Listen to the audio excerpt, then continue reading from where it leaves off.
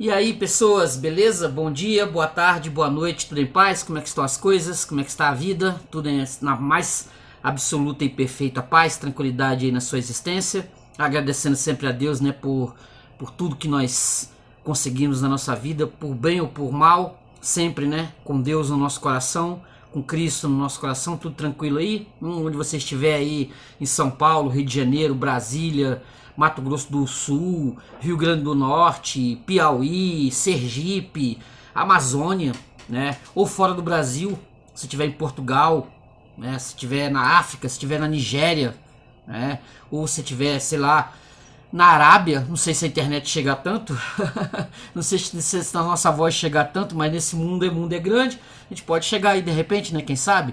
Ó, muito obrigado por você estar aí, muito obrigado por você estar no canal Paulo Dharma 1970, tá aqui o meu Insta, né, chamado meu Instagram, @paulodarma1970, entra lá, beleza?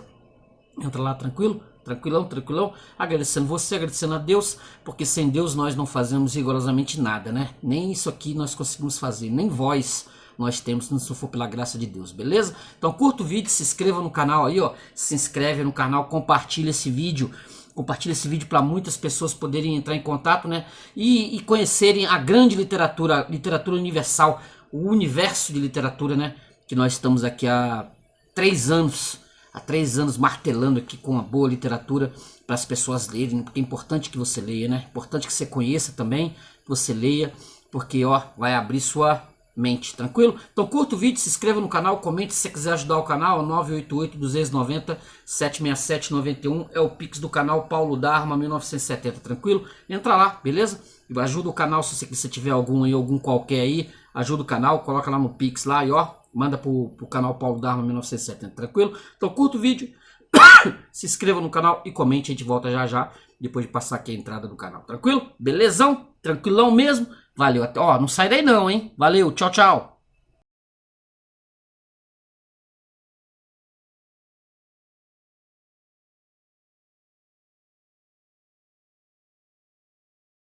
Olha eu de novo, tranquilo? Beleza? Voltamos. Hoje eu quero apresentar aqui para o canal Paulo Dharma 1970 um imenso clássico.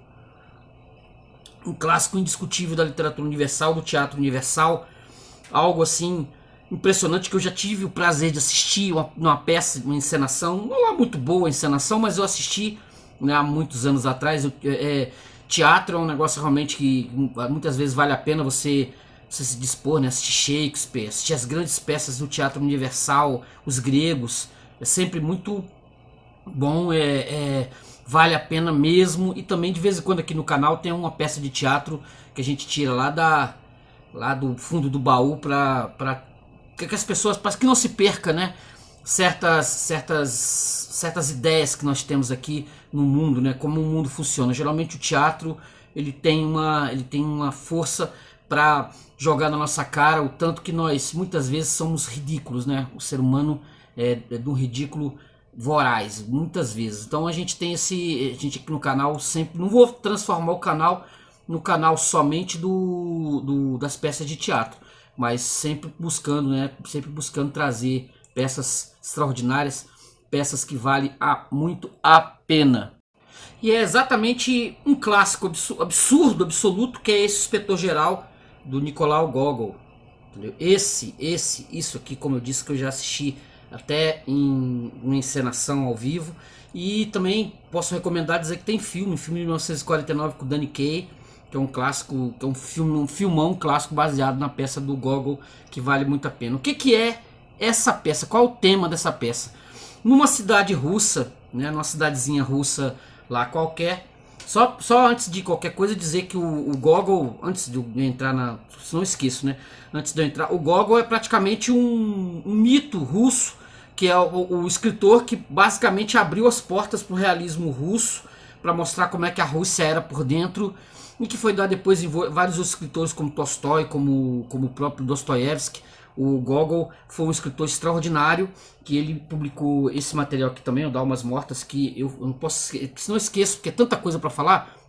Aqui, ó, que o Almas Mortas, que isso aqui eu estou lendo para virar tema aqui de resenha no canal Paulo Dharma 1970. Esse material aqui. Voltando à Vaca Fria, né? O Inspetor Geral, numa cidade numa cidadezinha fuleira russa, lá por volta de 1820, 1830, por aí, nessa faixa. Escuta-se a notícia de que um inspetor ele está vindo de São Petersburgo, para ver como é que está a cidade, etc. E a cidade é absurdamente corrupta. A cidade é aquele horror de corrupção, mar de corrupção. É o que tem muitas prefeituras aí no Brasil, né? Que se tivesse um inspetor geral aqui, não ia sobrar pedra sobre pedra. A mando do Czar, né? Esse inspetor geral ele vive rodando as cidades russas para ver como é que tá. E a escolhida foi exatamente essa cidade que tem um governador horrorosamente corrupto, terrivelmente corrupto, uma mulher corrupta, com a filha corrupta, o sujeito dos correios lá é corrupto, o juiz é corrupto, a cidade é um horror, caindo aos pedaços, nada funciona, e eles se desesperam terrivelmente. Há um desespero, meu Deus, que vai ser de nós? O inspetor-geral vai vir aqui, vai fazer uma inspeção, vai ver como é que estão nossas finanças e não sei o que faremos? E pode ser qualquer um, eles batendo cabeça para lá e para cá, batendo cabeça.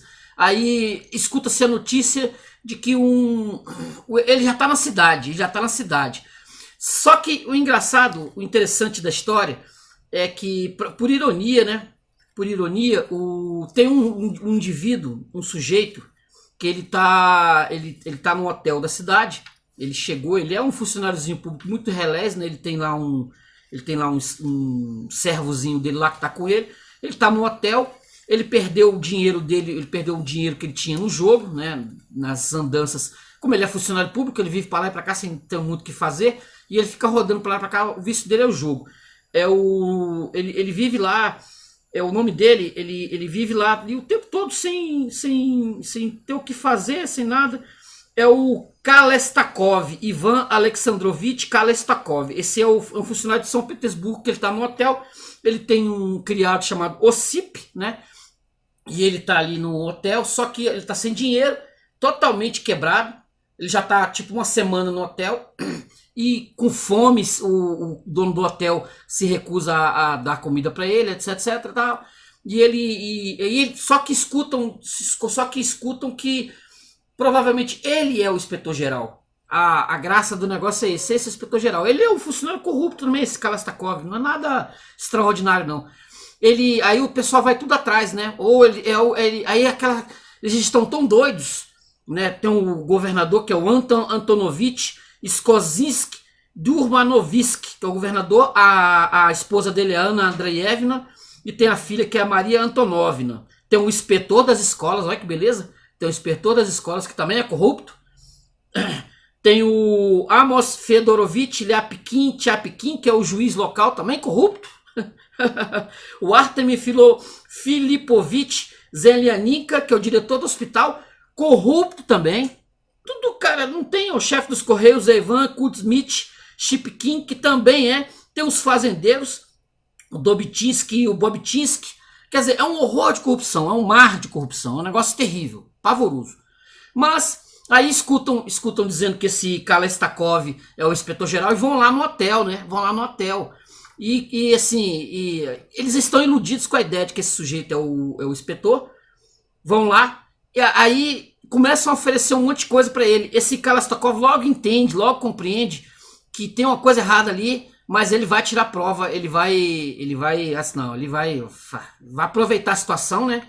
Vai comer, vai pegar muito dinheiro, os rublos, né, desses corruptos, é aquela história do pecado, né? O cara eles estão tão em pecado, tão terrivelmente sujos, imundos, pecadores, que a culpa é tão forte neles que o cara vai pedindo, me empresta aí 300 rublos, os caras emprestam, me empresta aí 200 rublos, os caras emprestam. É uma sucessão de horrores. Ele entende que os caras, né, estão ali com um sentimento de culpa tão grande que ele se aproveita da situação. O governador, até a filha e a mulher, ele oferece pro Kalestakov. É um mar de horrores, é um negócio assim, e ao mesmo tempo engraçadíssimo. Porque você olha lá a Rússia 1820, 1830, pensa no Brasil. Pensa no Brasil, a beleza que é essa. Você pode trazer para cá tranquilamente, tranquilamente. Aí que acontece? Ele se aproveita da situação, ele come do bem no melhor, né? Ele come do bem no melhor, o melhor que os caras podem oferecer, né? Caviar, come do bem no melhor. Bacalhau, tal do bacalhau, oferece bacalhau para ele, ó. Ele junto com o Ocípio, criado, ele recebe uma turba de comerciantes que obviamente esses comerciantes não são santos, né? Mas eles vão lá para reclamar, eles vão para reclamar do governador pro Kalastakov, vão reclamar para ele. Não tem santo nessa história aqui, não tem santo, não tem santo. Todos são corruptos, Eles não, aqui não tem ninguém aqui que você diz assim, não, esses aqui são o herói da história. O Kalastakov, o Ossip vira pra ele e fala assim, ó, já chega, né? A gente já se aproveitou bastante desses otários aqui, vamos embora daqui, né? Vamos embora dessa cidade. Aí ele escreve uma carta para um amigo jornalista, dizendo, ó, eu vim aqui pra uma cidade aqui, encontrei uma camarilha de otários que vocês não fazem ideia. Vocês não fazem ideia dos tipos que nós encontramos aqui. E vai, né? E vai depositar essa carta no correio, obviamente, óbvio.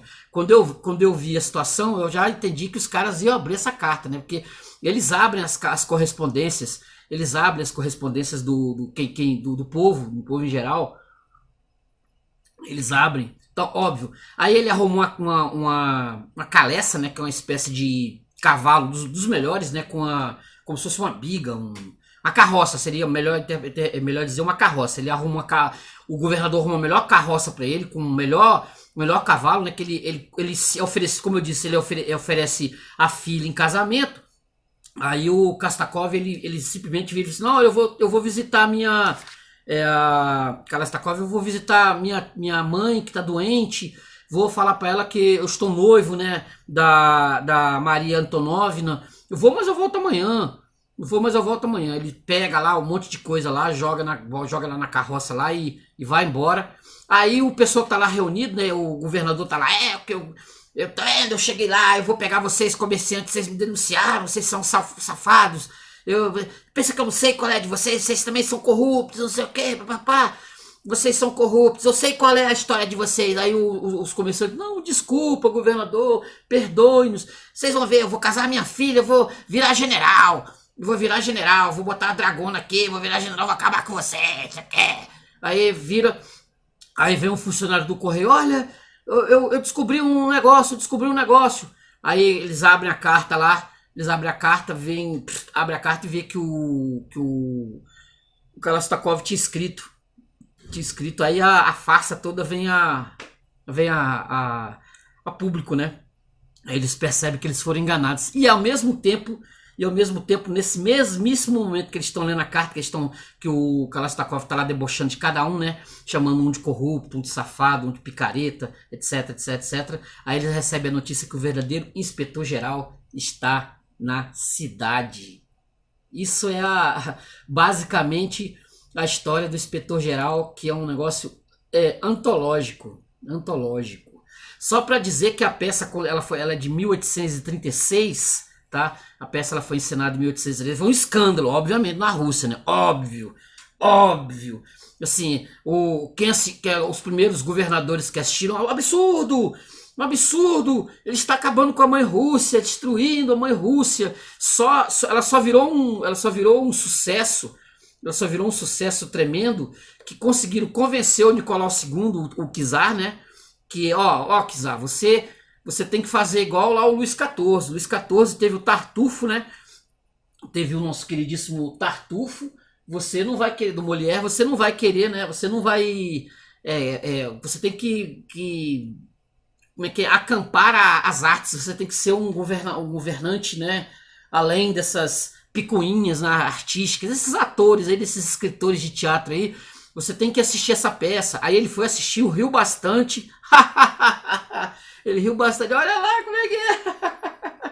Ai, meu Deus, essa peça é muito boa. Meu Deus do céu.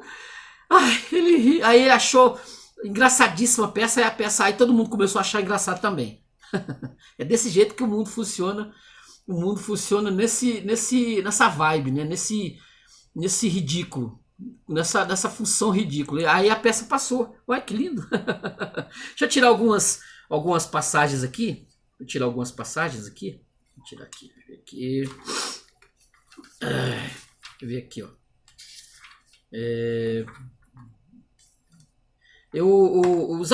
Exatamente aquela coisa assim que você fala, meu Deus, como é que pode, ó?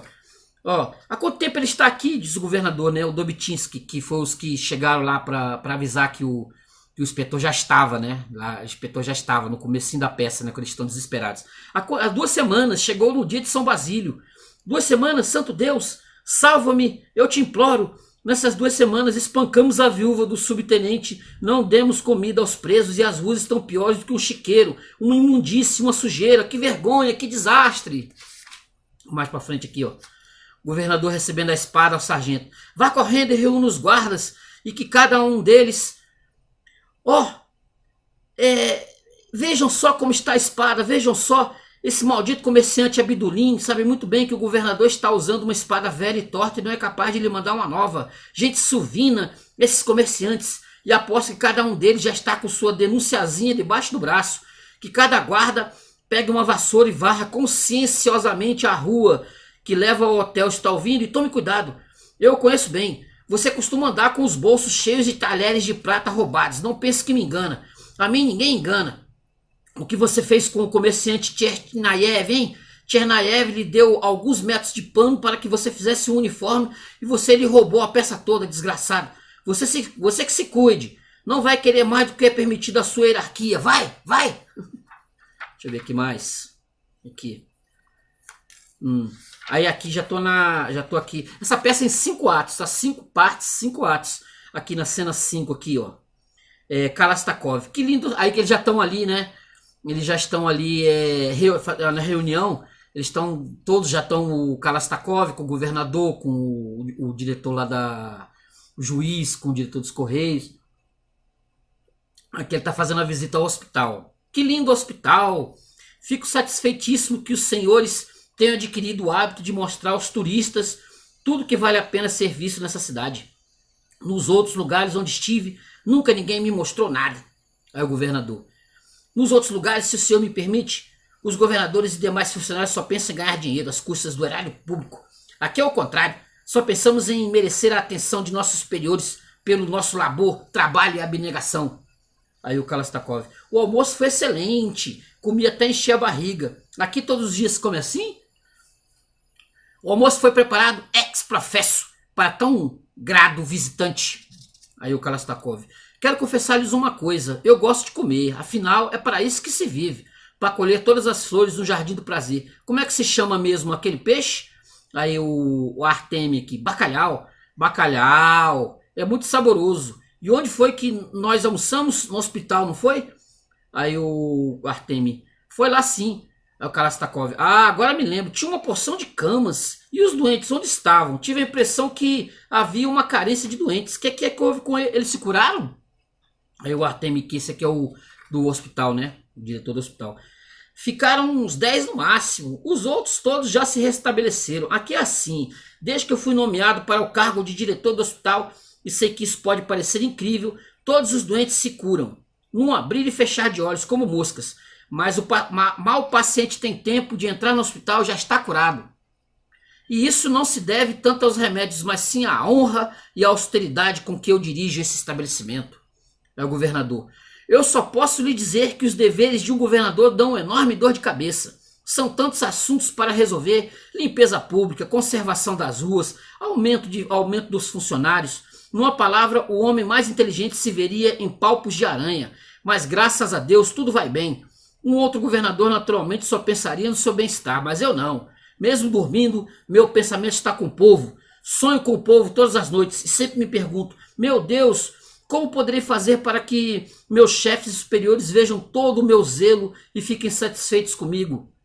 Evidentemente não sei se serei premiado pela minha dedicação. Isso é uma coisa que depende deles. mas pelo menos viverei em paz com a minha consciência. Se na cidade reina a ordem e a tranquilidade, se as ruas estão bem varridas, se os presos estão devidamente encarcerados e vivem contentes, se os bêbados são poucos, que mais posso eu desejar? Não quero honrarias, embora honrarias seduzam, porque diante da virtude delas, elas não passam de ouropéis e vaidades. Isso não está distante do pensamento da hipocrisia de um monte de governadores e prefeitos que nós temos aí em aos quilos, hein? Esse mundão, hein? Esse mundão nosso. Isso aqui ofende. Se você encenar isso aqui para um governador desse aí, era bem capaz de dizer, ainda bem que eu não sou igual a esse aí, não. Ainda bem que eu não sou igual a esse aí. Outra passagem aqui, ó. Aqui é a conversa do Kalestakov com a Ana, né? A filha, tem a mulher e a filha. Aqui, ó. Aí eles estão falando aqui sobre alta cultura. E o Kalestakov vai mentir pra caramba, ó. Deixemos de lado a hierarquia. Eu peço que se sentem. O governador e os demais se sentem. Não gosto de tanta cerimônia. Pelo contrário, prefiro até não ser notado. Mas no meu caso é impossível passar despercebido. Em qualquer lugar que eu vá, ouço sempre: olha quem está aí, Ivan Alexandrovitch. Uma vez até me confundiram com o Marechal. Porque ele começa a beber, começa a dar bebida para ele começa a soltar ali, começa a falar um monte. Aí começa a mentir, que é pouco. Uma vez até me confundiram com o Marechal. E os soldados vieram correndo dos quartéis para me apresentar armas. Mais tarde, o comandante, que é muito meu amigo, explicou tudo. Pois é, meu irmão, nós confundimos você com o Marechal. Aí a Ana: não diga. O Kalestakov: e tem mais, eu também conheço muitas atrizes lindas. Já escrevi até alguns vaudevilles. Vocês compreendem, não é? Eu me encontro frequentemente com os literatos. Sou amigo pessoal de Pushkin. Às vezes eu digo a ele: como é, Pushkinzinho, meu irmão? E ele me responde: estamos aí, vamos levando. É um indivíduo muito original. Ana: então o senhor também escreve? Como deve ser agradável. Certamente o senhor publica os seus artigos nas revistas. O Kalestakov: frequentemente. Já escrevi muita coisa boa. Escrevi o Bodas de Fígaro. Aqui, ó. Da autoria dele aqui, ó. Aqui, ó. Bodas de Fígaro. Da autoria do Kalestakov, ó. Ai, meu Deus do céu. Bodas de Fígaro. Fedra. Tartufo. Já nem me lembro mais direito. Foi tudo obra do acaso.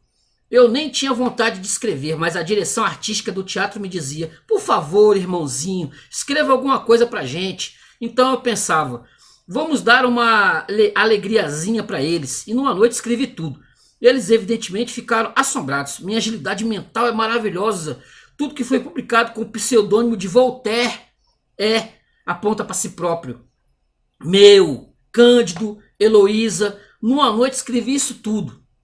Ana, né? Então Voltaire é o senhor?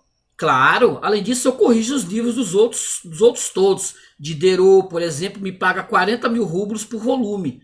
E por acaso Romeu e Julieta é também uma obra sua? Essa então é a mais conhecida.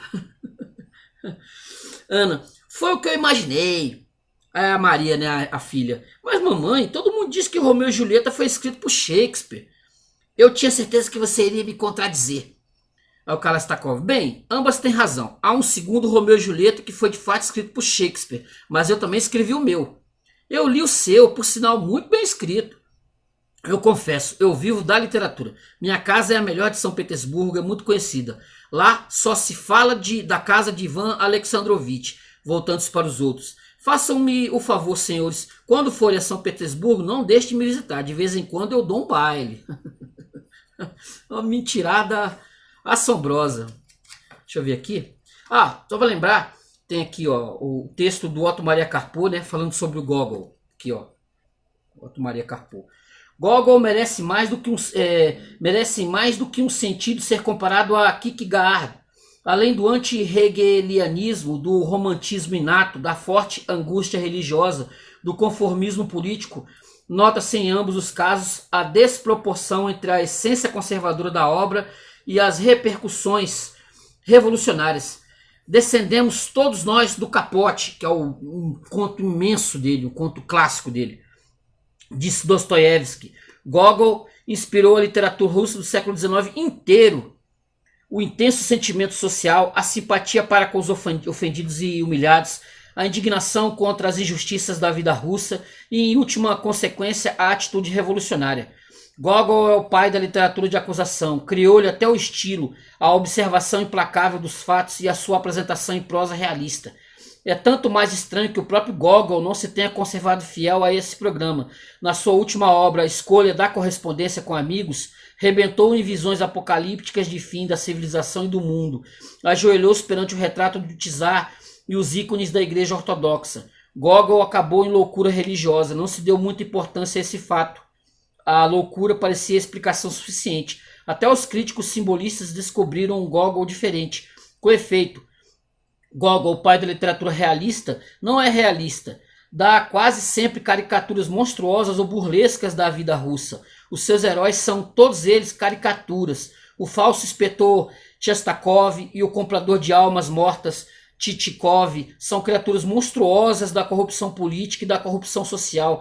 E até Akaki Akavievich, o triste herói de Capote, é uma caricatura burlesca e comovente dos humilhados da terra russa. Tampouco é Gogol realista com respeito ao estilo. Em vez de escrever a realidade, deforma. E essas deformações fornecem o humorismo intenso da sua obra. Gogol é um dos maiores humoristas da literatura universal. E desse humorismo, nenhum dos outros grandes escritores russos do século XIX revela o menor traço. Na vida e na literatura, Gogol foi uma figura complicada, mistura de satírico e de profeta, de humorista e de místico, mais do que Kierkegaard. Parecia-se Gogol com E.T. Hoffmann, o qual admirava muito. A indignação social está certa, mas a conclusão em Gogol não era revolucionária, era patriota russo. Os radicais não eram menos patrióticos, apenas pretenderam salvar a Rússia, conforme o qual a realidade é julgada. E os ideais de Gogol não era político nem social, mas nacional. Gogol não foi propriamente russo, é ucraniano, escrevendo em língua russa. Uma das suas primeiras obras é o romance histórico Taras Bulba, panfleto do nacionalismo ucraniano contra os poloneses. Na Ucrânia, passam-se os primeiros contos As Noites na Fazenda perto da Digikanda, em grande parte contos de fadas populares. Gogol era colecionador apaixonado de material folclórico. É o representante de ideias herderianas na Ucrânia. O seu interesse pelos assuntos populares é o de um filho da pequena aristocracia rural, que ele era membro de uma classe dirigente decaída, em contato mais íntimo com o povo do que o Estado moderno, burocrático. Lá em Petersburgo, parece que só o czar Nicolau I, permitindo a representação do inspetor-geral, adivinhou os secretos motivos reacionários da atitude oposicionista de Gogol. Na capital russa, o jovem provinciano era quase um estrangeiro, em cujos contos ucranianos o público admirava o exotismo encantador. Em Petersburgo, Gogol sentia-se desambientado, esmagado pela realidade poderosa do organismo estatal, da burocracia, máquina enorme sem alma. Em vão, Gogol tentou opor-lhe a imagem pura da paisagem ucraniana da sua história heróica. Então, a leitura assídua de E.T.A. Hoffmann ensinou-lhe o meio de desrealizar aquela realidade, transformando-os gente trivial em espectros pavorosos ou burlescos. Entre todos os escritores russos é Gogol o poeta por excelência da cidade de Petersburgo, não por meio de descrições exatas, mas ao contrário, revelando o caráter artificial dessa cidade que Pedro o Grande criou em meio de pântanos. Os grandes e pequenos malandros de Gogol, os Tchitchikov e os Shelastokov, são petersburguesianos, pilhando a província. Lá em Petersburgo, os homens são meros espectros, passeando e até voando por ruas fantásticas, iluminadas pela mão do diabo, bonecos na mão de um monstro demoníaco. O Estado, que governa este mundo por meio de um exército de pequenos diabos, os burocratas, é uma visão de louco. E o último dos contos petersburgueses é mesmo O Diário de um Louco. Petersburgo, para Gogol, é um mundo irreal. A realidade russa encontra-se lá fora, na província. Não que seja melhor ou mais pura. Ao contrário, é corrupta, decaída, miserável, lamentável, mas é real. E o choque entre essa realidade e os mensageiros daquela Petersburgo irreal produz efeito cômico. Assim, o choque entre a corrupção muito real de todos os burocratas da cidade provinciana na qual se passa o inspetor-geral e o falso inspetor Chelestakov, que não é o que parece porque veio de Petersburgo, assim nasceu uma das comédias mais geniais da literatura universal. Aqui, ó. Mas geniais. Palavras Otto Maria Carpo, da literatura universal, aplicando o mesmo processo ao gênero romance, em que é, desde Cervantes, tão essencial o contraste entre as aparências e a realidade. Gogol criou as almas mortas. Os donos dessas almas mortas são os provincianos muito reais, muitos realmente imbecis ou malandros. Mas a Tchitchikov, que pretende comprar essas almas para fazer com elas negociações no ar e reais, este vem de Petersburgo, a cidade diabólica, eis o inimigo. Mas Gogol sabe que Petersburgo não é só o inferno da burocracia e o paraíso dos charlatães e vigaristas. Também é purgatório em que há almas penadas. E Gogol, grande coração que riu muito para não precisar chorar muito, apiedou-se daquelas almas penadas, empregou os mesmos processos estilísticos que tanto nos fazem rir na representação do inspetor-geral para nos fazer chorar na leitura de Capote. É só um conto, essa pequena tragédia burlesca do pequeno funcionário Akakievich. Mas esse pequeno conto é obra-prima da grande literatura universal. Deixa eu ver aqui. Um choque convulsivo entre riso frenético e lágrimas de desespero. Eis a loucura de Gogol, pois Gogol era louco. Na escolha da correspondência com amigos sempre voltam como um refrão as palavras: meus amigos, sinto medo. Gogol sofreu de acessos tremendos de angústia, viu diabos em toda parte, e o significativo é que justamente as pessoas mais triviais são em Gogol as mais diabólicas. Um comprador de papéis falsos, um pequeno malandro que engana burocratas corruptos. A conclusão é apocalíptica. A viagem de Tchitchikov pela Rússia anuncia o fim da Rússia antiga. Shastakov é a imagem do próprio anticristo, tão parecida com Cristo como o falso inspetor, com o verdadeiro inspetor que aparece no fim da comédia para anunciar o juízo final. Essa maneira de ver o elemento fantástico na trivialidade é romântica. É a maneira de Hoffmann, dos românticos de Iena, de Kierkegaard. É assim como em Kierkegaard trata-se de uma revolta, lá contra a igreja do Estado, aqui contra o próprio Estado. Quer dizer, contra o Estado moderno, o esqueleto racionalista, conforme a definição de Gorrez em Atanasius. É a revolta do nacionalismo místico herderiano contra o racionalismo ocidental que criou a burocracia russa. Mas como homem do Bismeyer, é Gogol um revolucionário, entre aspas, um conservador. A sua loucura era a fuga, evasão das responsabilidades sociais para a responsabilidade mística de todos por todos, ideia essencial do cristianismo eslavo. A posteridade, porém, o século XIX realista e positivista, não podia compreendê-lo de outra maneira do que como revolucionário da indignação social. E assim Gogol se tornou o pai da literatura russa moderna. Palavras do Otto Maria Carpo. Antes de concluir aqui, eu só vou dizer que essa edição aqui da Abril Cultural, né? Ó, da Abril Cultural, essa edição lá de 1976, tem várias outras edições do Inspetor-Geral, aqui o Nicolau Gogol, aqui, ó. Aqui, essa edição, tá vendo? Morreu louco, tá? Totalmente louco. O sujeito ele entrou numa paranoia mística e se recusou a viver, ele parou, ele deitou na cama e falou: não vou mais comer, não vou mais fazer nada. Várias vezes ele tentou isso, mas uma hora ele falou: agora chega, chega pra mim. Olha aqui um inspetor-geral aqui, ó, foto de uma peça. Aqui, ó, tem essa tradução que eu não posso deixar de dizer, né, de colocar, que essa tradução é uma tradução clássica do Augusto Boal, tá? Era do Augusto Boal e do Gianfrancesco Guarnieri, aqui, ó, inspetor-geral. Aqui, ó.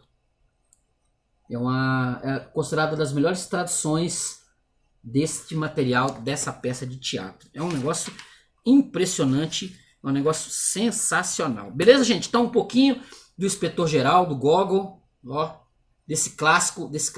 Se tiver encenação, assista, vale a pena. Como eu falei, tem um filme de 1949 que também vale a pena, tá?